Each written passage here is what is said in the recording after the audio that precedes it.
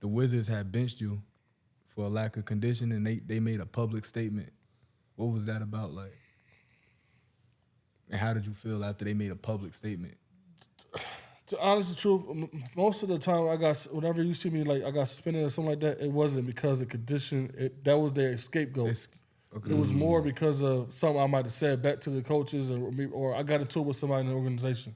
Okay. So like none of that was hardly ever true about the condition. It was just like, something happened behind closed doors that they say, I think it's the best way because like I said, playing with John, I couldn't keep up with him. Like I couldn't run with him. Yeah, I couldn't run with him. Yeah. Funny you said that because reality check, you actually said that. You said there's a bunch of lies. You said they tried to end me. It did. I stand on that. I did. And the crazy thing is, the main person that was trying to do it, it wasn't the GM. It was the assistant GM. It was Milton something. I can't remember his name. Last name, Milton something. That's crazy. See, does that make you have like a lot of resentment towards like your decision about playing in the NBA at a certain time? Or? Only time I got fed up with playing the NBA is when I went to Brooklyn and I was doing my thing. And when we lost the second year when we had KG and everybody, when we lost that year to the Bulls again, my exit meeting, how they tried to put everything on me, saying I was a locker room problem and I was this and I was that. And I'm like, that's what blew my mind because I'm like, listen, you're trying to, I said, all right. And I told him, I said, understand this, I'm the scapegoat. I'm that person because my past, you can say, yeah, he did this again, you're putting this on me. But how the hell I'm going to influence KG, Paul Pierce, Joe Johnson, Derek Williams, Brook Lopez? How can I influence anybody in that locker room as me? And them all-stars. You know what I'm saying? I can't. Yeah. And that's not even my personality to like even cause no friction to nobody. All I want to do is laugh. The crazy thing about it is they did a series. They did a what's it called when they watched the whole training camp and something. Yeah. Oh, it's hard knocks for basketball. Something like that. Yeah, we did that year. And if you watch any other films, where do you see me being negative toward anybody on the film? Because that's not my personality. That's crazy. But it's just because, like, once you get a reputation in the NBA, I don't care what they say. You can't never live it down. It's not going nowhere. Forever. No matter where you go. It's crazy. So what would you tell your younger self? Don't ever get one. No, my younger self, if I had to tell my younger self, I would tell my younger self, listen to Brandon Haywood. Yeah. Hindsight is 20/20. Follow behind him. Yeah. So it's so hard when you're young, man. I look back, even on a lot of my time in the NBA, like I could have did a lot of things different. I could have listened a lot better, but it's like, I don't know. I didn't understand. I didn't understand, so I just did. I was just doing me. I'm young. I'm 18 years old. So my thing, like you see how he said he had that reputation. With you, it's a little different because they said that your reputation changed from being a nice guy to a locker room problem. But it don't even make sense. Like, how could I be a nice guy and then all of a sudden, one year I just decided to be the worst locker room 2019, ever? Right? Whatever year it was, it don't even add up. Like, how I be a great teammate for all these years, then I go to another team and now I'm the worst teammate ever. I'm a cancer in the locker room. That's what they call me too. I couldn't believe that. I'm like, come on, how do I smile all day, have a good time, but then be a bad teammate? That's what I couldn't believe myself, bro. That wasn't me. It really, like, I ain't gonna front and have me depressed. That's why I went to China. That's why I went to well, the Heat had something to do with it too, but I was already like 1 foot out, like deciding to go to China. Then when I went to go meet with the Heat, I was like, man, I ain't got time for this. And I went to China. So when you went to China, what was your experience like versus the NBA? Oh, it's a waking up. It wake you up.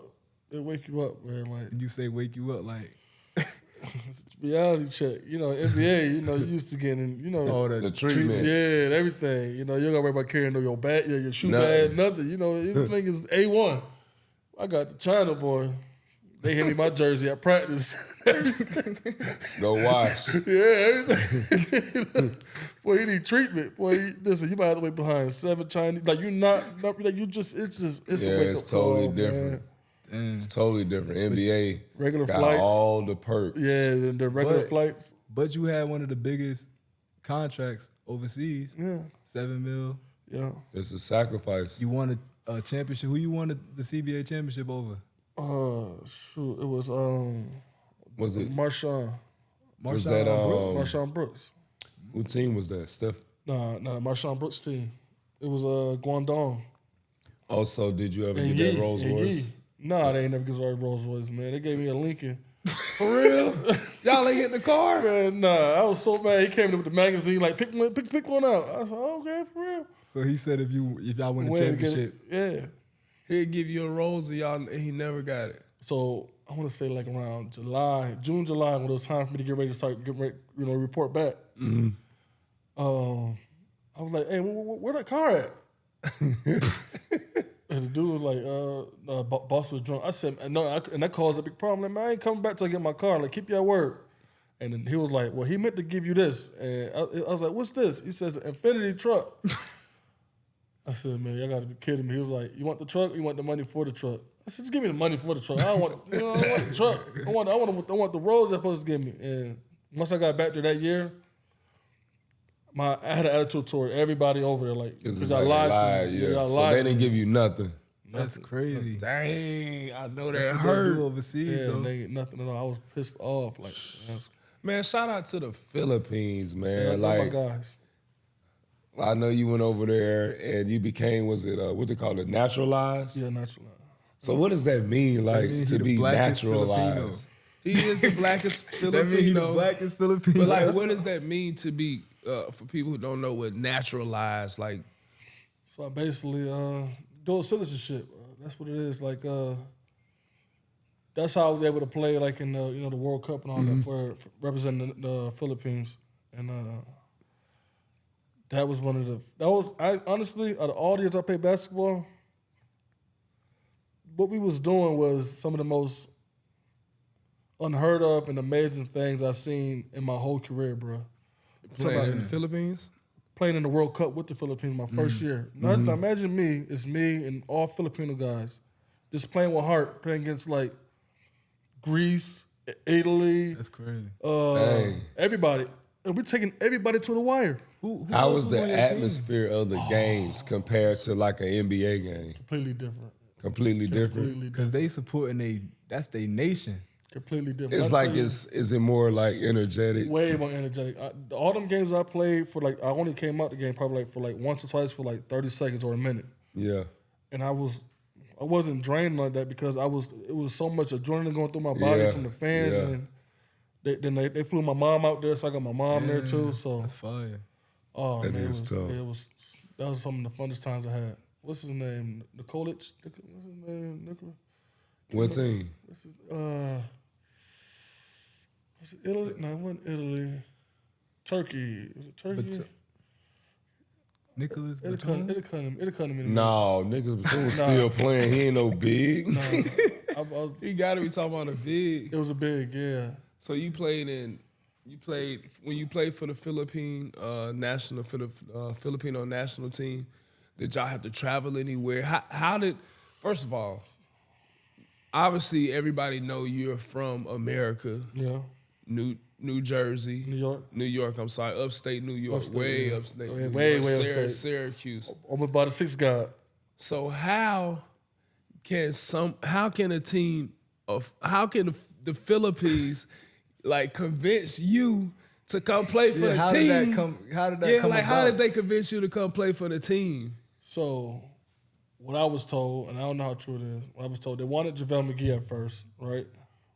To be their center for the national team. But He then, can be Filipino. huh? I'm just- No, he ain't. Shout out to JaVale, man. But That's what happened was, you know what? I'm gonna go back a second. I'm gonna take Brooke. No, I'm keeping Brooke. No, I'm taking Brooke out of my starting five. I'll put JaVale in there for my defensive center, my top five. I'll put JaVale in there. I forgot about you. JaVale. okay. Forgot about you, big Shout fella. out to JaVale, Yeah, I man. forgot JaVale about you. McGee, Yeah, man. JaVale gonna take care of it. He gonna Three-time champ. He gonna take care of the house down there. But then Okay. The coach wanted somebody that with handles that can drive and shoot and everything like that. And somebody mentioned my name, and they actually flew all to Miami to have training camp with me in Miami because I was living in Miami. Mm-hmm. And once that happened, I was like, "No, y'all cool. I fool with y'all." And then, of course, money situation. He started talking about money. You know, I said, you gonna give me what to do what? So you said you had to do it. Take the what and leave the what? I said, okay, all right. I said, for how long you said? Next thing you know, I'm out there in the Philippines, got my shirt on, Filipino shirt on. Hair, get sworn in. That has to feel amazing. Yeah. That has to feel amazing being able to represent. I mean, obviously you are from America and you represent the United States, but I don't think people understand like the pride you get of playing for a country. Because it's like when you play for a team, it's one thing, but now you got this whole country. Everybody is tuned in to watch you play. They're tuned in to watch just, you know, their team. They want to see the whole country win. It feel like it's a whole. I had a chance to play for the Filipino team, and that was the most. Man, it was just amazing. That was a piece of it, bro. And that was so beautiful. No matter where, I don't care where we went to go play. We was in Kazakhstan. Where's Kazakhstan at? Come on, you on the world's smiles. I'm trying to figure out. We was in Kazakhstan, but we had the whole arena was all Filipinos. It doesn't matter where you go. Filipinos. So would you say that the Filipino fan base would be similar to the Los Angeles Lakers fan base? Absolutely. If not more. I'm telling you, it's crazy. Damn. Salamat. Shout out to all my Filipino fans, man. I love y'all. Y'all have always been great to me, great to Dre. Yeah, Kong, you gotta sign him for two TV, minutes. Man, we gotta sign you to the Filipino national team. At least let you play a minute and a half for all the hard work you've been doing. Yeah. But man, shout out to the Filipinos. So your craziest thing, it was like a brawl that went viral. I remember seeing that shit too. How was that? Somebody said you got knocked out. No, Pacquiao told us that. No, somebody jumped on my back. Look, watch this. Was that watch this. Bing, bing. I'm handling mine. Bing, bing, bing. I'm handling mine. Now watch this. He gonna come jump on my back. Watch Thon Is that Thon Maker? Yeah. But you see how later one dude. What was he doing? Yeah, he out there kicking and jumping. I'm like, man. Now I'm look. But when I'm down on the ground, I'm looking up. I just see people just fighting. Ain't nobody hitting me. Oh my God. I'm just looking. That fight. Who was that sprinting over there? Oh, that's the big dude that used to play in the league. What's his name? He's playing the league. He just got up and started sprinting all the way over. What's the dude from the NBA? Big guy. What's his name? Oh, what's his name? Right there, Tony Kukoc. I don't know. Luke Longley. I think. Oh shoot. That's him coming up there. All right. Oh my God. So watch this. All right. So NBA physicality compared to international physicality. What are our NBA? No, let's do that one first, and then NBA refs, international refs. That's good. Lord, I'm gonna give you my answer. Which one worse? You saying? Mm-hmm. Oh, overseas for me. I was both international refs and international fouls. Yeah. Overseas for me. But it was a year when Giannis was playing in Greece, and his average was like 16 some shit, and they was like, damn, he averaged 30 in the NBA. Giannis like, y'all don't understand how it is overseas. Overseas is crazy. It's it's 3 seconds. So obviously you can just stay in the paint. You can be lazy on defense. And then if you coming from America, they expect so much. Man, they expect you to be able to do everything. Everything. Every foul, everything. I'll tell you, a ref told me, you from America, you superstar, you fight through that. He told you to fight through it like a coach. Right, someone ran up on him and just pushed him. In China. They don't care. In China, they want you to hit them or something in China. Say you too strong. They super extra. And they super extra. And they'll run up on you. Shut up. People like, man, who are you talking to? Remember the referee that was in Dubai, the real tiny ref? Yeah. See, that's one of the extra ones. I didn't talk about. It was real extra. Yeah, that's one of the extra ones. But he ended up actually being one of the best refs. After a while. For a little bit. So, did you know he was in some brawl too in Taiwan? I just seen the big dudes. Man, I was not in no brawl, man. I tried to stop the brawl. Let me see it. They suspended him though. I know the big I dude. did get suspended because of what you was talking about. Is that the tall dude I'm talking about? No, that ain't it. It's the two guards. Oh, yeah, Watch that's them the get other into fight it. you was talking Watch, about, that with Smiles Simple. right there. Dude with the Leopards team, number 0 right there. Look, he got on number 0 like That's you. the coach. He ain't playing no games. He's swinging at the Oh, coach and shoot, everything. that's the other team coach. That's the other team, GM. GM? Oh, Yeah. what? Yeah. My teammates was going, they was ready for war. Look at this. But how did it start? Because of the elbow in the big. They was fighting It the whole started game. because though.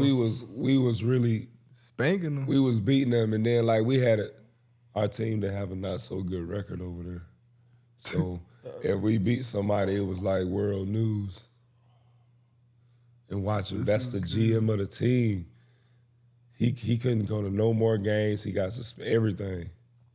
But the funny part is Dwight ain't even step up. He sat on the bench the whole time. Oh, I This see shit it. talk about Dwight Howard fighting And I in got in Taiwan. trouble. I see it though. Yeah, I see you trying to grab somebody back. So outside.